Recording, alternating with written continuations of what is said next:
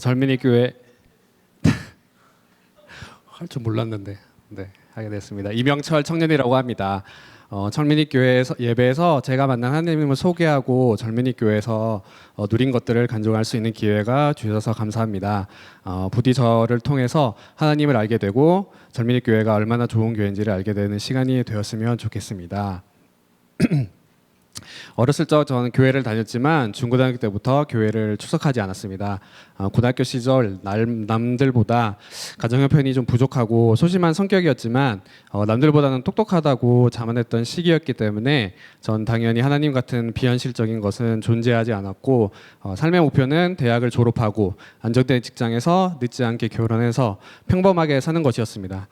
전체가 이루고 싶은 목표가 제 뜻대로 쉽게 이루어져서 행복하게 살 줄 알았습니다. 그때까진 삶의 주인이 제 자신인 줄 알았습니다. 24살에 원하는 대학에 입학했지만 대학 생활에 적응하지 못했습니다. 남들처럼 살면 되겠지 하고 또래들처럼 술자리에 가고 술에 잔뜩 취했습니다.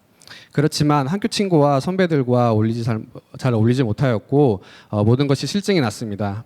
그때부터였던 것 같습니다. 세상에서 남들처럼 사는 것을 삶의 목표로 잡았던 나는 이 세상에서 적응을 하지 못하였고 삶의 이유를 잃었습니다.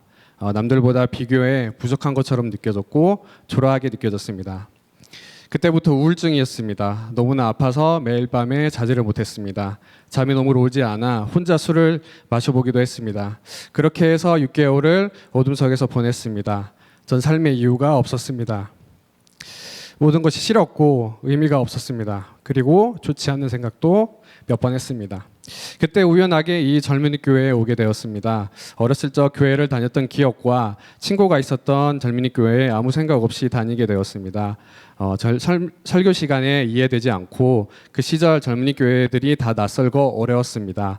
더군다나 마음이 힘들었을 때라 교회를 다닐 것을 포기할까도 고민하였지만 어째서인지 지속적으로 출석하였습니다. 그리고 나도 모르게 우울증이 회복되고 있었습니다. 20살 때 괴롭혔던 우울증이 21살 때부터 회복되었습니다. 이게 어떻게 된 것이지 정확히 알 수는 없었지만 차츰히 마음이 건강해져서 정상적인 생활을 할 수 있게 되었습니다.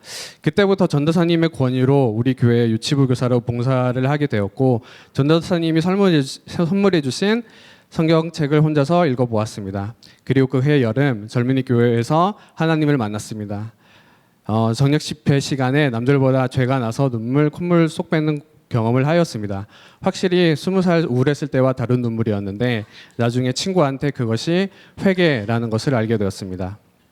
그렇습니다. 오랫동안 떠나 있었던 하나님 아버지 곁으로 다시 돌아간 것이었습니다.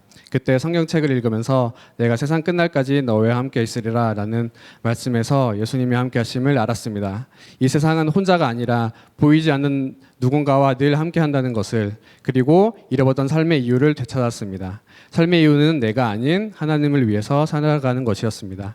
그 이후로 10년이 흘렀습니다. 저는 제 중심에서 벗어나 하나님의 중심으로 살고 있습니다. 이제 모든 것이 제자리로 돌아왔습니다. 군대를 다녀왔고 학교로 다시 돌아오고 대학 생활을 예수전도라는 선교단체에서 그 누구보다 행복하게 보냈고 교회에서는 유치부와 젊은이 교회 일꾼으로서 제 역할을 다하고 있습니다.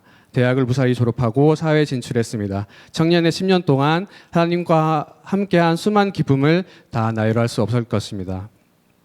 얼마 전 목사님께서 이런 질문을 하셨습니다. 많은 청년들이 굳이 젊은이 교회 토요일 예배에 나와야 하냐라고 생각하고 있다고.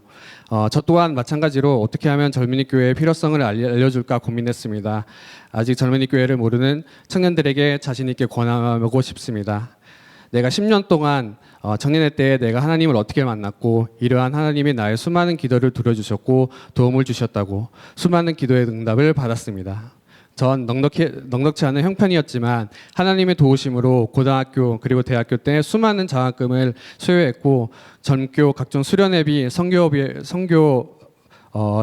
단 한 1원의 부족함도 없이 재정을 채워주셨습니다. 수번의 수련회 선교를 갈 수 있어서 큰 은혜를 누렸습니다. 그리고 3개월 전 저희 작은아버지가 뇌종양 사기 판정을 받으셨지만 저희 기도의 응답으로 수술이 굉장히 잘 돼서 지금도 회복 중이십니다.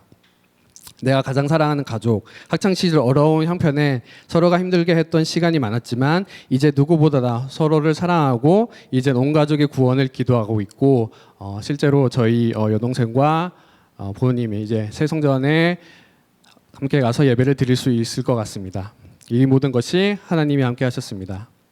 전 새신자팀 양육부에서 약 7년 넘게 있었고 200명, 300명 가량의 새로운 청년들을 맞이하였습니다. 나이, 직업, 환경 등의 다 다른 청년들을 만나면서 전 젊은이 교회에 다 정착할 수 있게 정말 열심히 섬겼고 지금 이곳에서 이렇게 많은 새로운 새신자들과 함께 귀한 열매를 맺게 해주셨습니다. 하지만 300명 대부분의 떠난 청년들을 그 은혜를 충분히 누리지 못하여 떠났습니다. 너무나 안타까운 마음으로 말씀드립니다. 오늘 처음으로 젊은이 교회에 오신 귀한 청년분들, 그리고 오늘 예배 나왔지만 아직도 신앙이 뜨겁지 않는 청년들에게 권면합니다. 한번 깊이 생각해 보십시오. 우리가 살아가는 이유, 그리고 현재 가지고 있는 문제를 생각해 보세요. 생각보다 우리 안에 문제가 많은 사람들입니다. 성경에서는 그것을 죄라고 명기하였고 죄에 허우적된 상태를 목마름으로 표현했습니다. 외모, 재정, 인기 그 어느 것도 부족한 게 없었던 걸그룹 구하라는 청년은 그때 무엇인가에 목말라서 얼마 전에 자살 시도를 했습니다.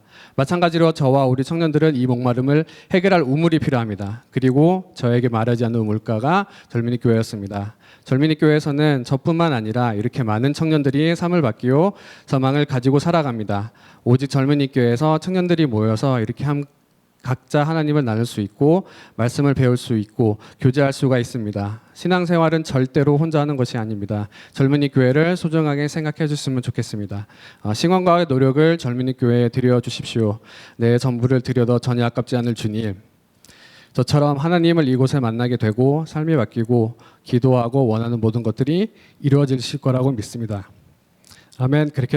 반드시 그렇게 될 것이라고 믿습니다. 저의 간증을 들으셔서 감사합니다.